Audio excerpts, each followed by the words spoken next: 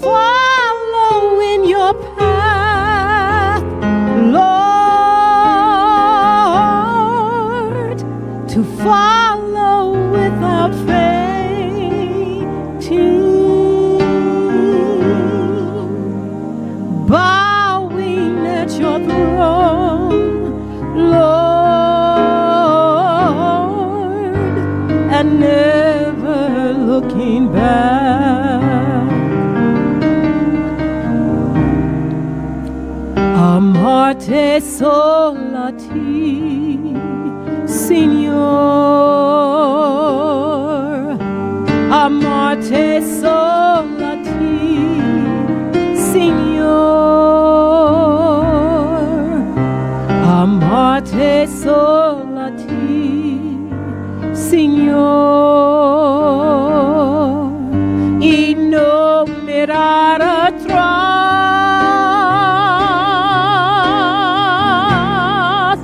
seguir tu camino, Señor.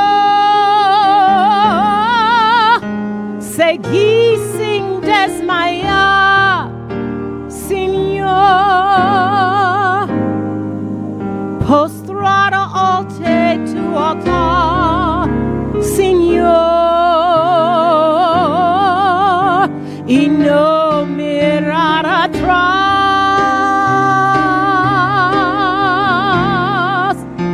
Seguir tu camino, Señor. Seguir sin desmayar, Señor. Postrado ante tu altar, Señor, y no mirar atrás.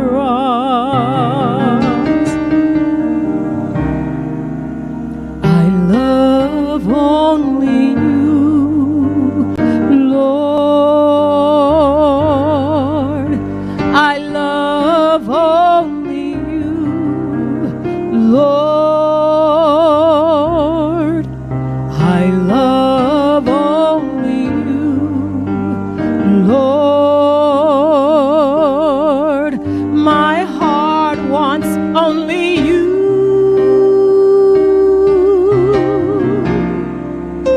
To follow in your path, Lord, to follow without fainting, bowing at your throne, Lord, and never looking back. To follow in your path, Lord, to follow without fainting,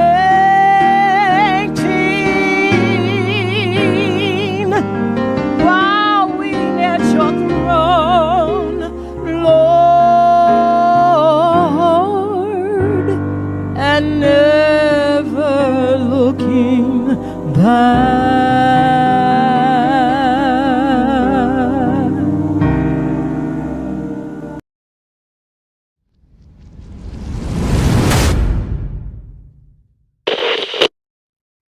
And good morning once again, my brothers and sisters. Here we are for another Living Hope Today study. And today we are in Nehemiah chapter 3. You know, sometimes the Bible presents us with lists, name after name after name, what they did, where they did it, name after name after name. Have you ever gotten into one of those lists and wondered, why do I need to know all this? Well, I want to just bring up two things about these lists that are very important. One is that the Bible is giving us history. These are real people that lived in their day and accomplished whatever it was they accomplished, but we're not talking about some mystical writing. We're talking about this guy did this thing in this place, history. This lends credence, helps us understand that the Bible is stating true facts that are helping us understand that it's history that the Bible's recording. Okay, well, that's one thing. But another thing to understand about these lists that I think is really fascinating and should be of great comfort to us is that you count. What you do in your life following Jesus Christ, it matters to God. Think about all these names that are recorded for doing these things. In today's example will be rebuilding the wall in Jerusalem, but these guys get names. They get told, here, I remember that you did it, and you did this thing in this place. You know, we serve the same God. He's the same yesterday, today, and forever. He's remembering what you do. He knows you by name. He's put you in this world to accomplish His purpose. He's prepared good works in advance for you to do. He knows you. And so today we're going to look at the fact that God knows a bunch of guys here in Nehemiah 3 that did some work. They're all named. And I believe they're all precious to God as well. Listen to this. Eliashib, the high priest. All right, now we get a guy, his name and his title. And his fellow priests. They went to work and they rebuilt the sheep gate. Okay, they dedicated it and set its doors in place, building as far as the Tower of the 100, which they dedicated, and as far as the Tower of Hananel. The men of Jericho, here's some more guys. The men of Jericho built the adjoining section. Zakur, now we get a real name. Zakur, son of Imri, built next to them. All right, the fish gate was rebuilt by so I'm not sure exactly how to identify all these in my study. The Bible program I use and the history that I researched, they can't really tell you for absolute certainty where these places are. If you know where they are exactly, send me the map. That will help me. But the fish gate was rebuilt by the sons of Hasenah. Okay? Again, a real name, a real person, somebody that counts enough to God to be recorded for eternity for what they did. They laid its beams and put its doors and bolts and bars in place. Miramoth, son of Uriah, the son of Hakaz, repaired the next section next to him. Meshullam, son of Berechiah, the son of Meshezabel, made repairs, and next to Zadok, son of Baanan, also made repairs. Names and what they did. The next section was repaired by the men of Tekoa, but their nobles, notably, listen to this, their nobles would not put their shoulders to the work under their supervisors. Oh, okay, so the nobles say, you guys take care of it. We're busy. We're not going to get involved. Wow. Jeshanah Gate, the Jeshanah Gate was repaired by who? Joiada, the son of Baseah, and Meshullam, again, that's his second mention, can't even talk, son of Besodiah. They laid its beams, and they put its doors and bolts and bars in place. Again, it's precious to God. Next to them, repairs were made by men from Gibeon and men from Mizpah, Melatiah of Gibeon and Jaden of Meronoth, places under the authority of the governor of Trans-Euphrates. I just want you to understand that there's a huge expanse of land between where Nehemiah begins and Jerusalem, and this is the area known as Trans-Euphrates. Okay, there are people ruling in that area. That's why, as you remember from chapter 2, Nehemiah asked for letters to say, let these people know we're coming from the king so that we have safety when we travel. All right, so here they're mentioned. These guys come to help build the wall. Uziel, son of Hariah, one of the goldsmiths, repaired the next section. Hananiah, one of the perfume makers, made repairs to that. They restored Jerusalem as far as the broad wall. Rephaiah, son of Hur, ruler of a half district of Jerusalem, repaired the next section. Adjoining this, Jediah, son of Harumphaath, made repairs opposite his house, and Hatson, son of Hashabaniah, made repairs next to him. Malchijah, son of Harim, and Hasub, son of Path Moab, repaired another section, and the Tower of the Ovens. Shallum, son of Hallohesh, ruler of a half-district of Jerusalem, repaired the next section with the help of his daughters. That's a curious comment, but the ladies want to work, and there's nothing against it in here. Go ahead, help us. The Valley Gate, again, was repaired by Hanan, and the residents of Zanoah, I should say. They rebuilt it and put its doors and bolts and bars in place. They also repaired 500 yards of the wall as far as the Dung Gate. Again, just notice how torn up Jerusalem has become due to the ravaging by Nebuchadnezzar and the subsequent 7 decades of neglect. The Dung Gate was repaired by Malchijah, son of Rechab, ruler of the district of Beth Hakerem. He rebuilt it and put its doors and bolts and bars in place. The Fountain Gate was repaired by Shallun, son of Colhorzet, ruler of the district of Mizpah. He rebuilt it, roofing it over and putting its doors and bolts and bars in place. He also repaired the wall of the Pool of Siloam. You'll see that in John chapter 5. By the king's garden, as far as the steps going down from the city of David.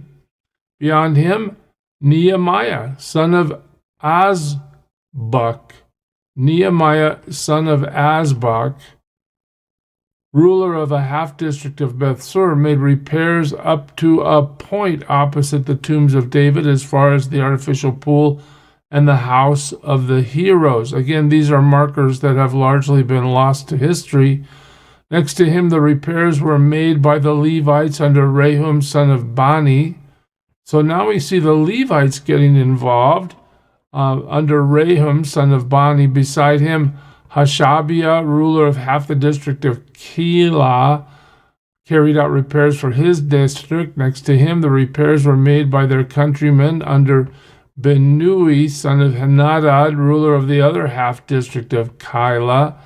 Next to him, Ezer, son of Jeshua, ruler of Mizpah, repaired another section from a point facing the ascent to the armory as far as the angle. Next to him, Baruch, son of Zabai, zealously repaired another section. So Baruch is doing it with enthusiasm from the angle to the entrance of the house of Eliashib, the high priest. That's where we started, if you recall. Next to him, Meremoth, son of Uriah, son of Hakaz, repaired another section from the entrance of Eliashib's house to the end of it. The repairs next to him were made by the priests from the surrounding region. Beyond them, Benjamin and Hasub made repairs.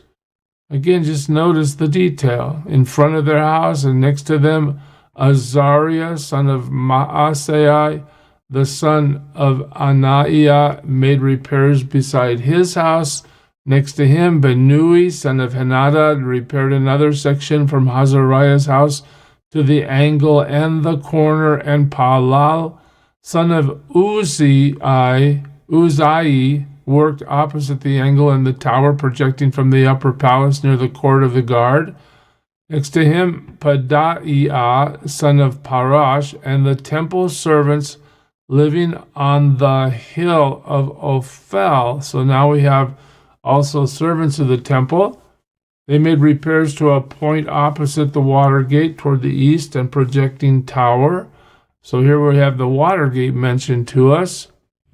Next to them, the men of Tekoa. Again, we've seen this. The men of Tekoa repaired another section from the great projecting tower to the wall of Ophel. And the horse gate, the priests made above the horse gate, the priests made repairs, each in front of his own house. Next to them, again, Zadok, son of Immer, made repairs opposite his house. Next to him, Shemaiah, son of Jeconiah, the guard of the east gate, made repairs, and Hananiah, son of Shelemiah, and Hanan, the sixth son of Zalaph, repaired another section. Next to them, Meshullam, again, son of Berechiah, made repairs opposite his living quarters. Next to him, Malchijah, one of the goldsmiths, made repairs as far as the house of the temple servants of the merchants and the merchants opposite the inspection gate, and as far as the room above the corner. And between the room above the corner and the sheep gate, the goldsmiths and the merchants made repairs. Hey, guess what? That's the end of Nehemiah 3. So what did we learn? Well, we're basically taking a tour around the whole campus of Jerusalem. We're basically listening to the various landmarks mentioned as we go around. And we're also identifying the people that did the work, at least those that God mentioned in this passage. Again, when you do something for God, and God, you just need to understand, God is making note of our actions. These guys are working exactly as God has called them to work. The king has approved the rebuilding of the temple, the rebuilding of the wall, and these workers are being acknowledged for their efforts. Just know that the Bible talks about the reward that God gives to his people as they carry out his will according to the power of his Spirit. God's paying attention to you today. And as you do what he wants you to do, he'll make note of everything that happens. He recorded it with the building of the wall in Jerusalem. He's recording it in your life today as well. Mine too. God bless you, church. Serve him well today. Who is it who for sinners shed his blood, and now for cleansing all can plunge beneath that flood? It's Jesus. But do you know who he is?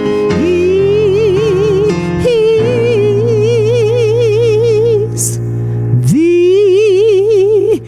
image of the invisible God, and he's the brightness of his glory, the first, the last, the future, the past. He is God.